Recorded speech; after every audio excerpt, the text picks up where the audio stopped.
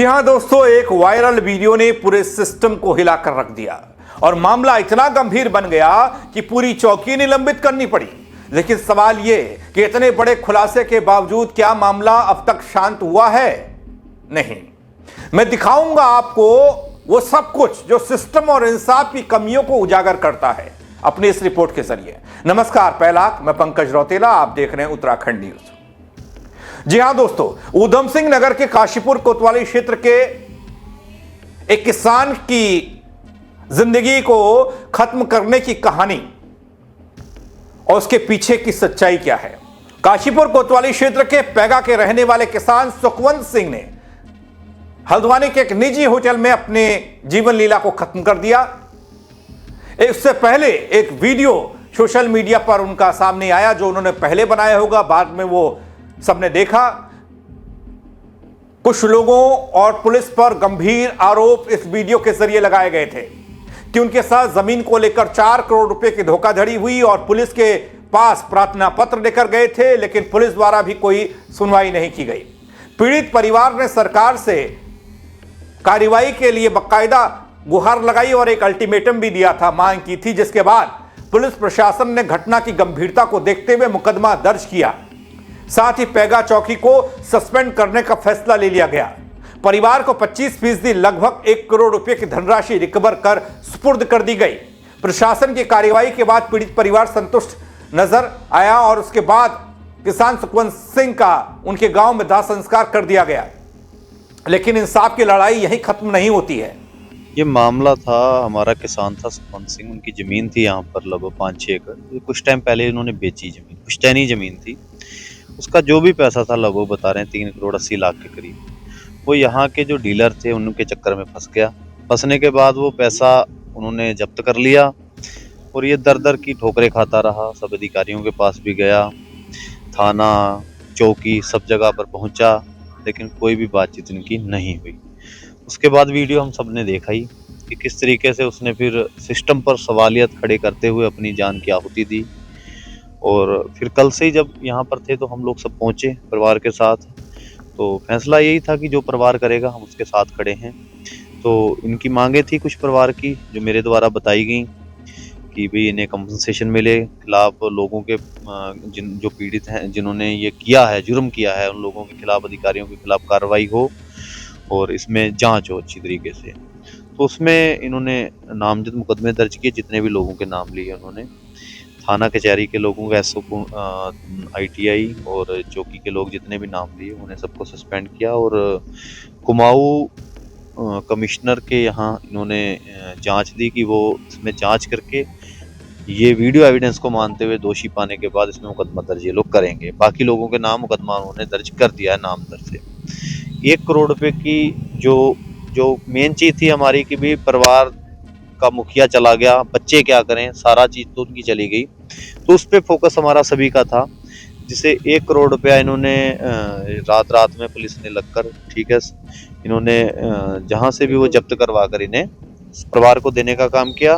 बाकी 2 करोड़ 80 लाख रुपए जो बचा है, भोग है हमारा 20 तारीख को, उससे पहले 19 तारीख तक देने का इन्होंने काम किया है। और आपके माध्यम से मैं कहना चाहता हूँ, प्रशासन ने जो भी वादा किया है परिवार के साथ, उस वादे पर ये खरे उतरे। ये ना सोचें कि संस्कार हो गया तो बात शांत हो गई। हम कभी लाशों की राजनीति मैं नहीं करता कभी। आज तक जितने आंदोलन किए हैं लाशों के बगैर ही किए हैं। इससे ज्यादा गर्मी लाने का काम हम भोग वाले दिन कर सकते हैं अगर ये प्रशासन ने इनकी जो इनसे वादे किए अगर नहीं किए। दोस्तों, प्रदेश अध्यक्ष किसान यूनियन के युवा विंग के प्रदेश अध्यक्ष, उनका कहना है कि किसान ने आत्महत्या कर ली और जो मांगे सरकार के सामने रखी गई हैं उन मांगों को मानते हुए नामजद मुकदमे दर्ज किए गए। इस पूरे मामले पर अब तक जिस तरह की तस्वीर सामने आई है उस पर कांग्रेस कानून व्यवस्था को लेकर सरकार को घेर रही है, परिवार को इंसाफ की मांग कर रही है। वो भी जरा देख लीजिए। क्यों अपराधियों का इतना साहस बढ़ रहा है? तो आज इस घटना से सब स्पष्ट होता है कि जो पुलिस प्रशासन है वो अपराधियों के साथ मिला हुआ है, इसीलिए लगातार अपराध बढ़ रहा है। हम तो सरकार से मांग करते हैं कि ये समय है एक नज़ीर पैदा करने का। जिन जिन अधिकारियों का नाम उस वीडियो में हमारे मृतक भाई ने लिया है, उनके खिलाफ तत्काल कार्रवाई होनी चाहिए। चाहे वो कितना भी बड़ा अधिकारी क्यों ना हो, उसके खिलाफ कार्रवाई होनी चाहिए, उन पर मुकदमा लिखा जाना चाहिए, उन्हें तत्काल सस्पेंड किया जाना चाहिए, ताकि भविष्य में कोई अधिकारी या कोई जो ठगी करने वाले लोग हैं ऐसी घटना को दोबारा अंजाम न दे सकें। इसलिए कठोर कार्रवाई होनी जरूरी है। पुलिस प्रशासन कहीं न कहीं अपराधियों से मिला हुआ है, इस घटना ने इसको उजागर कर दिया है। जो भी प्रशासनिक अधिकारी इस घटना में शामिल हैं उनके खिलाफ तत्काल कार्रवाई होनी चाहिए। उसके लिए कोई जांच वांच नहीं, जांच की तो बाद में, पहले उनके खिलाफ कार्रवाई होनी चाहिए, उन पे मुकदमा लिखा जाना चाहिए, उन्हें सस्पेंड किया जाना चाहिए, उसके बाद जांच करनी चाहिए। वहीं पीड़ित परिवार से मिलने पहुंचे उपनेता प्रतिपक्ष भुवन कापड़ी, जिनको आपने सुना, भी पुलिस प्रशासन को सवालों के घेरे में ला रहे हैं। उत्तराखंड में क्राइम का ग्राफ बढ़ने की बात कर रहे हैं, कानून व्यवस्था पर सवाल खड़े हो रहे हैं। पहले से ही कहते आ रहे हैं कि पूरे प्रदेश में कानून व्यवस्था ध्वस्त हो चुकी है। मुख्य रूप से उन्होंने कहा कि अपराधियों के साथ पुलिस की गुडविल होने के चलते क्राइम का ग्राफ बढ़ रहा है। यह चिंताजनक है दगड़ी, अगर ऐसा है तो। इसके बाद आदेश चौहान भी पहुंचते हैं, जसपुर के विधायक हैं, वो क्या कहते हैं वो भी सुन लीजिए। नहीं, देखिए, मैं फिर ये कह रहा हूँ कि किसी किसान की जान गई है, जिसे हम अन्नदाता कहते हैं, और मैं एक किसान परिवार से हूँ, मैं किसान भी, इसलिए मैं उस पीड़ा को बहुत अच्छी तरह जानता हूँ। किसान कितनी मुश्किल से फसल पैदा करता है। उसने अपनी कोई ज़मीन बेच बाच के कहीं ज़मीन खरीदनी चाहिए अपने बच्चे के लिए, और अपना बच्चे का भविष्य हर एक कोई बनाना चाहता है, लेकिन कुछ ठगों ने उसके साथ ठगी करके उसका पैसा हड़पने का प्रयास किया, और उसके लिए वो 4 महीने अधिकारियों के चक्कर काट रहा है। लेकिन 4 महीने में उसके किसी एक व्यक्ति ने, मैं कह रहा हूँ कि किसी की संवेदना सबकी मर गई। और वो ऐसा नहीं है कि नेताओं पे नहीं गया होगा, जरूर गया होगा काशीपुर के नेताओं, क्या उनकी संवेदना खत्म हो गई? अगर उसकी सुन ली गई होती तो मैं समझता हूँ कि वो आज जीवित होता, लेकिन हुआ उल्टा। उसका पैसा उस पर ही खर्च करते रहे वो लोग, और उसे ही झूठा ठहरा के बदनाम करने का प्रयास किया होगा, जिस वजह से वो थक कर उसने प्रयास किया। परिवार को इंसाफ मिले और दोषियों के खिलाफ कड़ी कार्रवाई हो, हर किसी की यही मांग है। इस पूरे मामले पर दोस्तों पुलिस की कार्यशैली सवालों के घेरे में, पुलिस को लेकर तमाम सवाल। हालांकि अब कार्रवाई हुई है, कार्रवाई के बाद ये लगा है कि इस किसान परिवार को इंसाफ मिलेगा, लेकिन पुलिस का बयान भी तो जरूरी है, वो भी दिखा रहा हूं। इसमें परिजनों से वार्ता की गई, उन्हें आश्वस्त किया गया कि जो भी उनकी पीड़ा है उस पीड़ा के साथ हम सभी खड़े हैं, और इसमें माननीय मुख्यमंत्री महोदय के द्वारा त्वरित संज्ञान लेकर कमिश्नर कुमाऊं महोदय को मजिस्ट्रियल जांच सौंपी गई है। अन्य भी जो उनकी बातें हैं उन पर स्वतः संज्ञान लेते हुए एसएसपी सर के द्वारा पूरी चौकी को सस्पेंड, लाइन हाजिर किया गया है, सस्पेंड किया गया है कर्मचारियों को, और जो भी उनकी तहरीर दी गई है उस पर अभियोग पंजीकृत किया गया है और अग्रिम विधिक कार्रवाई की जा रही है। इसमें चूंकि कमिश्नर कुमाऊं सर के द्वारा मजिस्ट्रियल जांच की जाएगी, तो जो भी चीज़ें होनी है वो उसके उपरांत ही कोई टिप्पणी करना समीचीन होगा। अपर पुलिस अधीक्षक को आपने सुना काशीपुर, वो बता रहे हैं कि मृतक के परिजनों से बातचीत की गई, आश्वासन दिया गया, उनकी पीड़ा है उस दर्द को साझा किया गया, सभी उनके साथ खड़े हैं।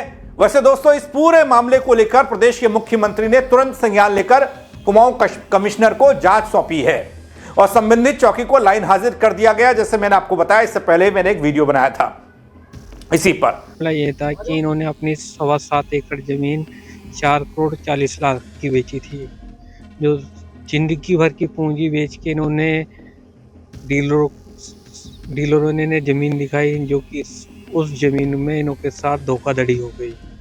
4 करोड़ 5 लाख की इन्हों के साथ धोखाधड़ी हो गई। इन्होंने दर भटके इंसाफ के लिए, मगर कहीं ने इंसाफ नहीं मिला। 2 अगस्त से लेकर लगातार ये इंसाफ के लिए भटकते रहे जी। वो अपना कप्तान साहब के पास भी गए, एसओ के पास भी गए, गृह सचिव उत्तराखंड के पास भी गए, कहीं से कोई इंसाफ की उम्मीद नहीं लगी। आप कितने भाई हो? हम 2 भाई थे, सुखवंत मेरे से बड़ा भाई था। कितनी टेंशन में रहते थे वो? सर ये टेंशन ये थी कि ज़िंदगी की सारी पूंजी ख़त्म हो गई थी, वो टेंशन में ही थे। ये अलनवानी बच्चा कह रहा था कि पापा जी मुझे नैनीताल ले चलो, नैनीताल, तो वो बच्चे को लेकर नैनीताल चले गए थे, जो कि वो पूरे परिवार समेत सुसाइड करना चाहते थे। भगवान की दुआ है कि बच्चा और भाभी बच गए, हमारे भैया हमारे बीच में नहीं रहे। यह बहुत दुखनी घटना है और अफसोस भी है। लेकिन इधर दोस्तों मृतक के भाई बता रहे हैं कि बड़े भाई पूरे परिवार के साथ नैनीताल गए थे, पूरे परिवार के साथ सुसाइड करना चाहते थे, लेकिन भाभी और बच्चा बच गए। प्रशासन ने लगभग 1 करोड़ रिकवर कर लिया, परिजनों को सौंप दिया। वीडियो में जो भी कहा गया उसके अनुसार जांच पड़ताल हो रही है, सभी के खिलाफ कार्रवाई हो, यह मांग परिवार अभी भी कर रहा है। जो बची हुई धनराशि है उसे 19 तारीख भोग से पहले परिवार को सौंपा जाए, यह मांग उठ रही है और यह दावा भी किया जा रहा है कि सौंपा जाएगा। आगे क्या होगा इस पूरे मामले पर देखना होगा, लेकिन पूरा का पूरा कुमाऊं क्षेत्र उत्तराखंड इस घटना से हिल गया दोस्तों। अब जांच कुमाऊं के धाकड़ अधिकारी के पास है, यानी कुमाऊं कमिश्नर करेंगे। उम्मीद की जा सकती है कि इस पूरे मामले में परिवार को जल्द इंसाफ मिलेगा। लेकिन यह घटना हुई क्यों? कानून व्यवस्था क्या ठीक नहीं है? पुलिस का अपराधियों के साथ जो लगाव है, जिसका जिक्र विपक्ष कर रहा है, भुवन कापड़ी कर रहे हैं, उसमें कितनी सच्चाई है? आप कमेंट के जरिए जरूर बताइएगा। दगड़ियों मेरे साथ जुड़ने के लिए आप सबका बहुत शुक्रिया। आप खबर को शेयर करिएगा और लोगों तक पहुंचाइएगा। जय उत्तराखंड।